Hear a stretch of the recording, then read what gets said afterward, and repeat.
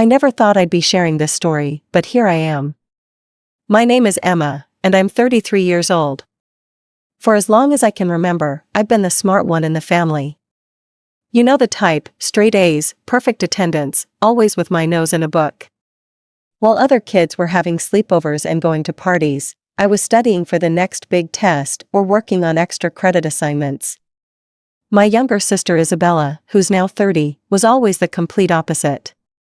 While I was burning the midnight oil over textbooks, she was sneaking out to parties. Our parents, Tom and Sarah Matthews, somehow found this endearing. "Oh, that's just Bella being Bella," they'd say with a laugh whenever she'd come home past curfew or fail another class. Don't get me wrong, I loved being successful academically. It gave me a sense of purpose, and I genuinely enjoyed learning. But sometimes, I couldn't help but notice how differently our parents treated us. Isabella could do no wrong, even when she was clearly in the wrong. After graduating at the top of my class in both high school and college, I landed a prestigious job at a consulting firm. The pay was excellent, but the hours were brutal. 14-hour days became my norm, and somewhere between client meetings and endless presentations, my health took a back seat. Fast food became my best friend, quick, convenient, and always there when I needed it. Another burger, Isabella would smirk during our monthly family dinners at our parents' house. You know, they say you are what you eat. I'd try to brush it off, but her words stung.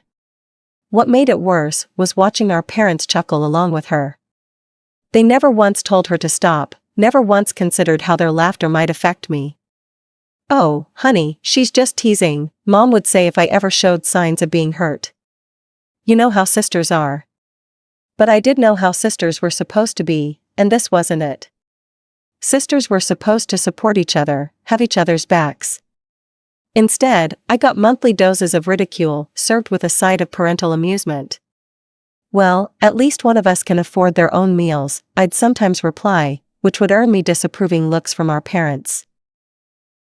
Isabella, despite working at a boutique that barely paid above minimum wage, somehow always managed to wear designer clothes and carry the latest handbags. I never understood how she managed it until I overheard Mom and Dad discussing how much they helped her with her expenses. The dynamics of our family were clear. Isabella was the golden child who could do no wrong, and I was the responsible one they could always count on, especially financially. It wasn't unusual for them to call me asking for loans that were never repaid, always with the excuse that family helps family. I threw myself even harder into my work, using it as an excuse to skip some of those family dinners. The weight kept creeping up, but I told myself it didn't matter. I was successful, independent, and making more money than most people my age. So what if I couldn't fit into my old clothes anymore? So what if Isabella's jokes got more pointed and cruel with each passing month? But then came the phone call that would change everything. It was a regular Tuesday evening, and I was just settling in with my usual takeout dinner when my phone lit up with Isabella's name. "Emma, oh my God, you'll never believe it," she squealed into the phone. "Jack proposed. I'm getting married in 6 months." My heart did a little flip. Despite everything, she was still my sister, and this was a big moment. "That's wonderful, Bella. Congratulations." "Thanks. And since you're my sister, I want you to help with the planning." "Well, mainly with the expenses. You know, since you're doing so well and all." There it was, the real reason for the call. But I pushed aside my cynicism and tried to focus on the positive. Maybe this would be our chance to finally bond as sisters should. Little did I know that this wedding would become the catalyst for a complete transformation in my life, just not in the way anyone expected. The weeks following Isabella's engagement announcement were a whirlwind of activity, none of which actually involved me. My parents took charge of the planning alongside Isabella, while my role seemed limited to being their personal ATM. Every few days, I'd receive a text with another amount to transfer, always accompanied by vague explanations about necessary expenses. "The venue deposit is due," Mom would say. "And you know your sister can't afford it on her boutique salary." I kept telling myself this was normal, that this was what family did for each other.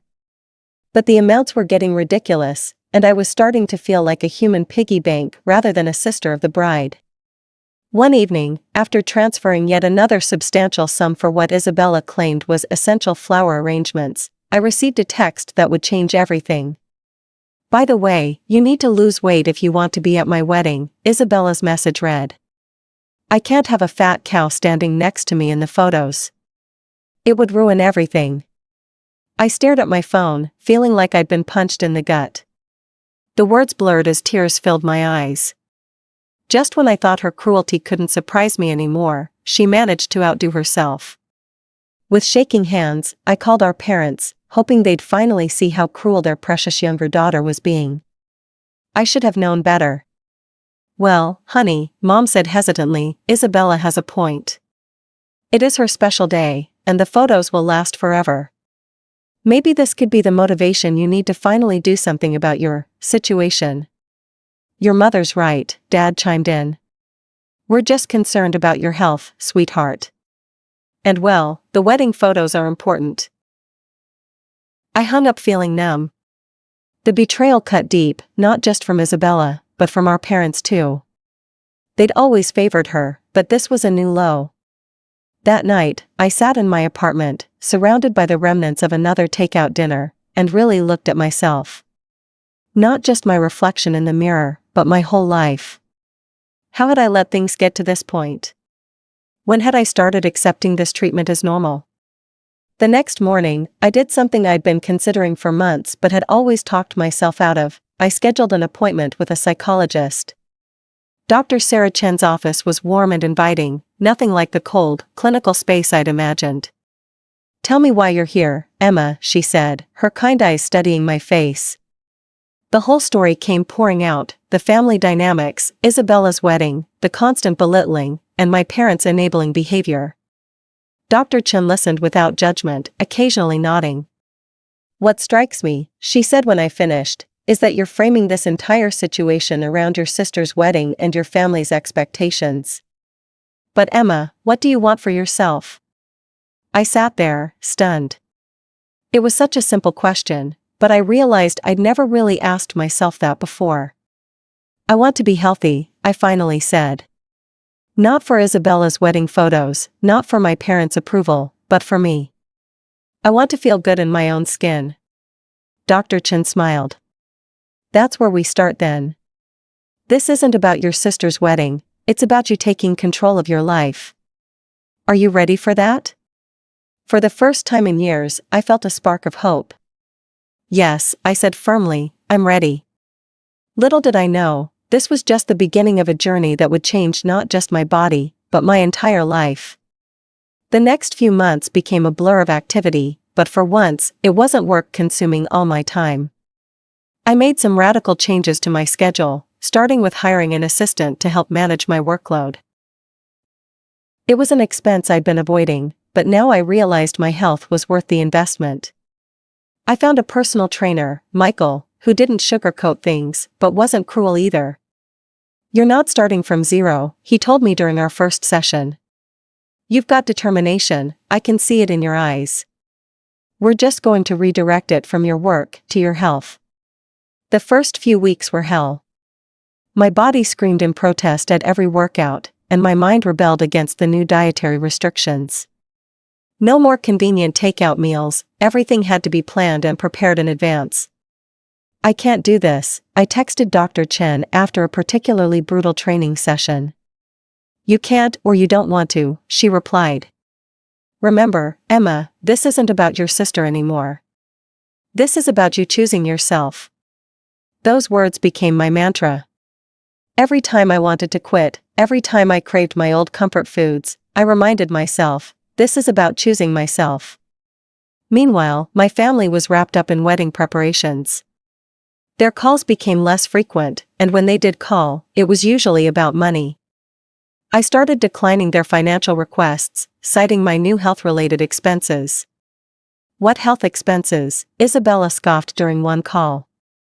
"Jenny Craig isn't that expensive."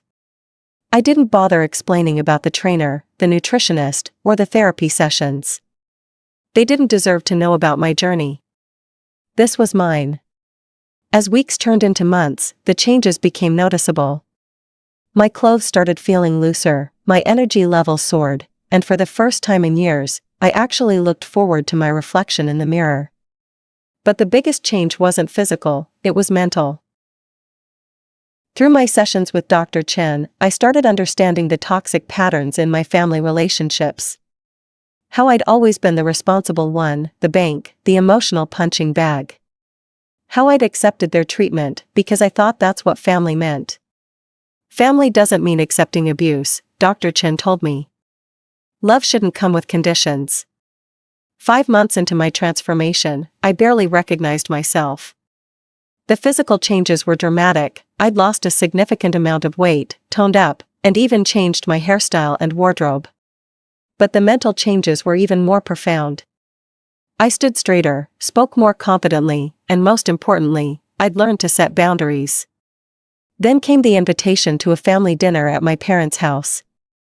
It would be the first time they'd see me in months. I stood in front of my closet, considering what to wear, when my phone buzzed with a text from Isabella. "Mom says you're coming to dinner tomorrow. Try not to embarrass yourself by wearing something too tight. We all know how you look in fitted clothes." I smiled at the phone, something I wouldn't have done months ago. Then I reached for my newest purchase, a fitted black dress that hugged every new curve. It was time to show my family the new Emma, whether they were ready for it or not. The sound of my heels clicking against the sidewalk leading to my parents' house felt different that evening. Each step was purposeful, confident. I'd spent extra time on my appearance, my new hairstyle was perfectly styled, my makeup subtle but flattering, and my black dress fit like a glove. I rang the doorbell, my heart pounding but my spine straight. Mom opened the door, and for a moment, she just stared, her mouth slightly open. Behind her, I could see Isabella frozen in the doorway to the dining room, her face a mix of shock and something else. Was that anger? "Emma," Mom finally managed. Is that really you?" I stepped inside, enjoying the dramatic effect of my entrance more than I probably should have. "Hi, Mom, yes, it's really me." Dad appeared from the living room, doing a double take when he saw me. The silence was deafening. No one commented on how good I looked, how healthy I appeared, or congratulated me on my obvious hard work. Instead, Isabella's eyes narrowed, and she turned on her heel, stalking back to the dining room. The tension during dinner was thick enough to cut with a knife. I served myself a modest portion of salad and grilled chicken, ignoring the pasta and bread that would have been my go-to choices months ago. "On another diet, Emma," Isabella finally spoke, her voice dripping with sarcasm. "How long do you think this one will last?" I took a small bite of my salad, chewed carefully, and swallowed before responding. "It's not a diet, Isabella. It's a lifestyle change." "Right," she snorted, stabbing at her plate with her fork. The sound of metal scraping against china made me wince. Mom and Dad remained unusually quiet, picking at their food and exchanging worried glances. The rest of the dinner passed in uncomfortable silence, broken only by the increasingly aggressive sound of Isabella's fork against her plate. I left early, citing work commitments the next day. As I drove home, I felt lighter, and not just physically. I'd survived dinner without falling into old patterns, no apologizing for my success, no shrinking to make others comfortable. The next morning, my phone rang while I was getting ready for work. It was Isabella. "You're not coming to my wedding," she spat without preamble. I sat down at my vanity, staring at my reflection. "Excuse me? You heard me, you're not invited anymore. You'll ruin everything." "How exactly would I ruin your wedding, Isabella?" I kept my voice calm, even as my hand gripped the phone tighter. "Don't play dumb. Everyone who knows you, they'll be staring at you instead of me. They'll be talking about your stupid weight loss instead of my special day. You did this on purpose, didn't you? You couldn't stand that for once, something was about me instead of you." I listened to her rant, feeling a strange sense of calm. This was exactly what Dr. Chen had warned me about, how some people in our lives resist when we make positive changes. "Isabella," I cut in when she paused for breath, This had nothing to do with you or your wedding. I did this for myself. Oh, please. You've never done anything for yourself, you've always been too busy being perfect at everything else. The irony of her statement wasn't lost on me. Before I could respond, she hung up. I immediately drove to my parents' house, hoping they'd see reason. They were my parents, after all. Surely, they'd understand how ridiculous this was. I was wrong. Your sister has a point, Emma, Mom said, wringing her hands as we sat in their living room. This is her special day, and well, you have to admit, your transformation is quite distracting.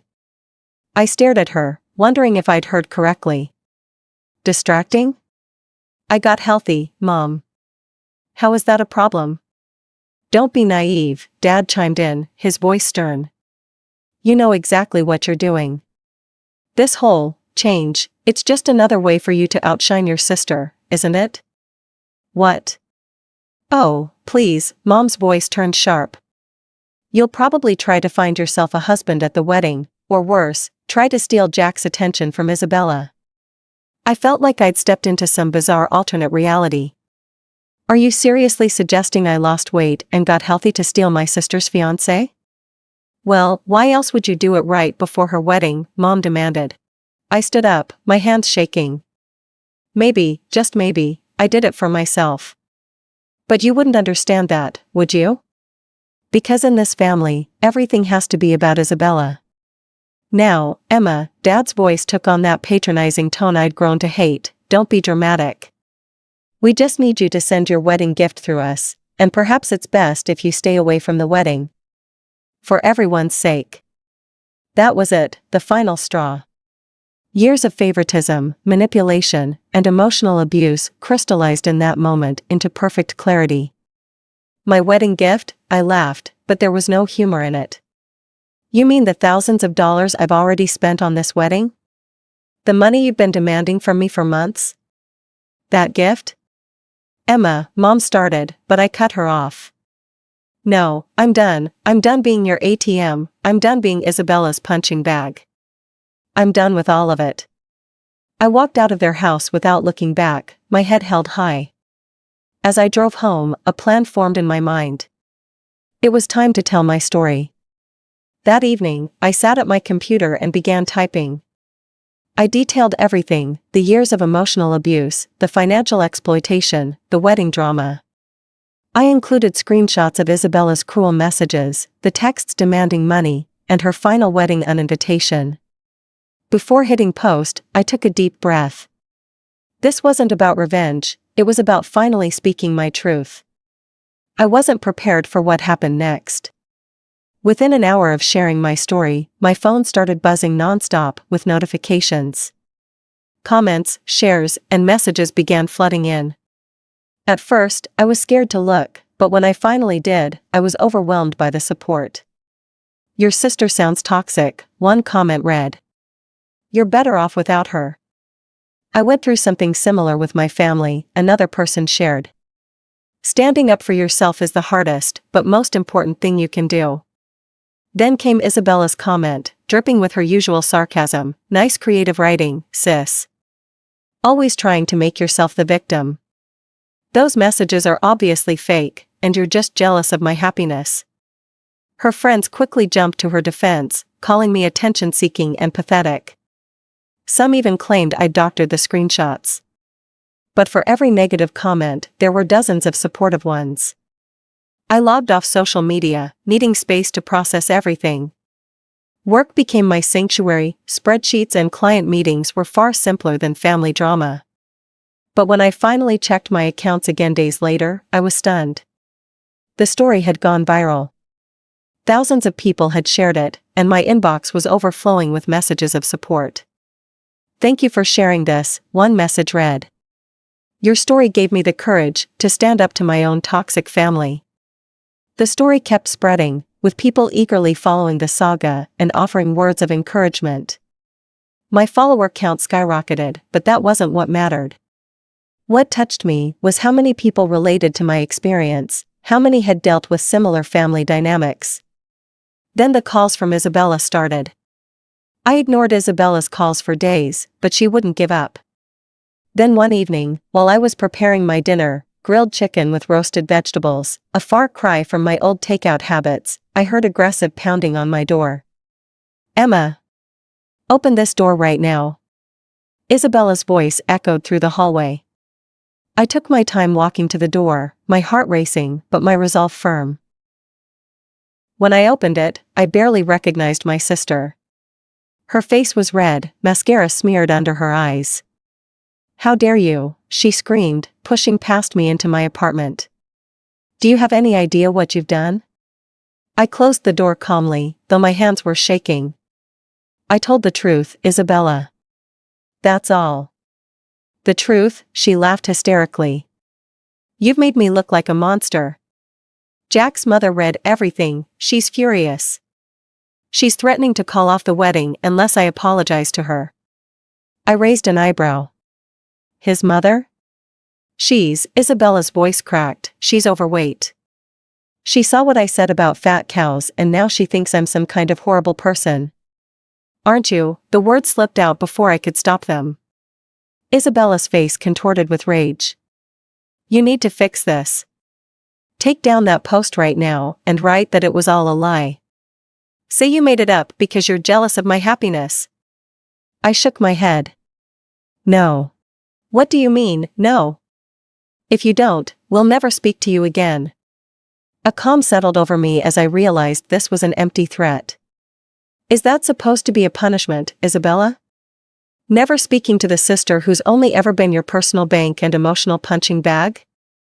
You ungrateful thing, she shrieked. After everything we've done for you. Everything you've done for me? I cut her off. You mean the years of mockery? The constant demands for money? The cruel messages? What exactly should I be grateful for? Get out, I said firmly, opening my door. And don't come back. She stood there, mouth open in shock. You can't be serious. I am, get out. As I closed the door on her screaming face, I felt something shift inside me. This was what real strength felt like. The calls from my parents came next, as I knew they would. They were desperate, saying Isabella's wedding was falling apart. The venue was booked, half the expenses were paid, and guests were already making travel arrangements. You have to fix this, Emma, Mom pleaded. Your sister's happiness is at stake. What about my happiness? I asked quietly. Has that ever mattered to any of you? If you don't make this right, Dad's voice turned cold, we'll have no choice but to disown you. I almost laughed. Disown me? From what, the family that's only ever seen me as an ATM and emotional punching bag? I'll save you the trouble, I'm done. I hung up and blocked their numbers. Then I went to my closet and pulled out the expensive wedding gift I'd bought for Isabella weeks ago, a designer handbag she'd been hinting at for months. After a moment's consideration, I picked up my phone and searched for local women's shelters. The next day, I donated the handbag to a shelter that helped women rebuild their lives after leaving abusive situations. It felt right, turning something that represented my toxic family relationships into something that could help others. Weeks passed. Through the grapevine of distant relatives, I heard that Isabella's wedding had been called off. Jack had insisted she apologize to his mother, but she'd refused, saying she had nothing to be sorry for. Their relationship hadn't survived the conflict. Part of me felt sad, not for Isabella, but for the relationship we could have had if things had been different. But as Dr. Chen reminded me, you can't set yourself on fire to keep others warm. My life changed in ways I never expected. The viral post led to opportunities to speak about toxic family dynamics and self-worth. I started a support group for others dealing with similar situations. My story resonated with people because it wasn't just about weight loss, it was about finding the strength to choose yourself. These days, when I look in the mirror, I see someone I'm proud of. Yes, I'm healthier and more fit than I've ever been, but that's just the surface. The real transformation was learning to value myself, to set boundaries, and to understand that real family, whether blood or chosen, builds you up instead of tearing you down. Sometimes I wonder if Isabella and my parents ever understood what they lost. Not their ATM, not their emotional punching bag, but a daughter and sister who would have done anything for them if they just loved me for who I was. But that's their loss, not mine. I'm too busy living my best life to wonder for long. As for that wedding gift, I hear it's being used by a domestic violence survivor who just landed her first corporate job. She needed a professional bag for interviews, and now she has one. Sometimes the best endings aren't the ones we planned, they're the ones that help us become who we were always meant to be.